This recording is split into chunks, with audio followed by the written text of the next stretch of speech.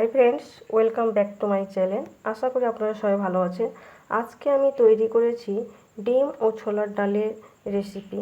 এই রেসিপিটি দুপুরে ভাতের সঙ্গে খেতে দারুণ লাগে। এখানে নিয়েছি 4টে ডিম ও ছোলার ডাল। এই ছোলার ডালটা আমি 2 ঘন্টা আগে ভিজিয়ে রেখেছিলাম।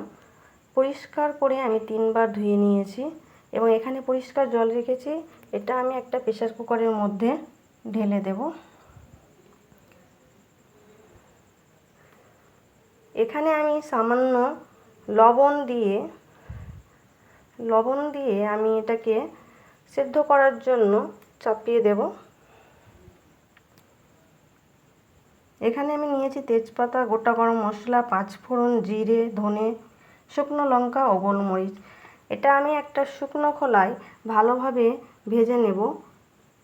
ভাজার পরে আমি এটা একটা গুঁড়ো করে নেব।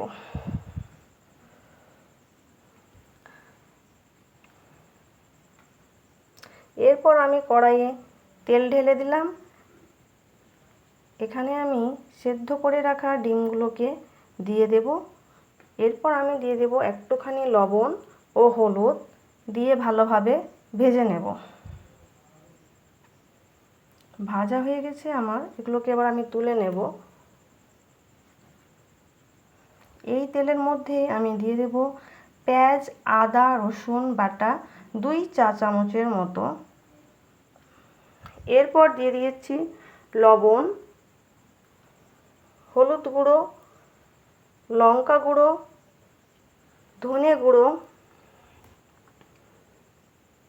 দিয়ে ভালোভাবে এটা আমি ভেজে নেব, যাতে মশলার কোনো কাঁচা গন্ধ ভাব না থাকে। এই মশলাটা আমার ভাজা হয়ে গেছে। এবার আমি সেদ্ধ করে রাখা ছোলার ডালটা এর মধ্যে দিয়ে দিলাম। দিয়ে একটুখানি ফুটে আসলে এর মধ্যে দিয়ে দেব আমার ভেজে রাখা ডিমগুলোকে দিয়ে দিলাম। দিয়ে এর মধ্যে আমি আবার আমার ভেজে রাখা মশলাগুলো দিয়ে দিলাম 2 চামচের মতো।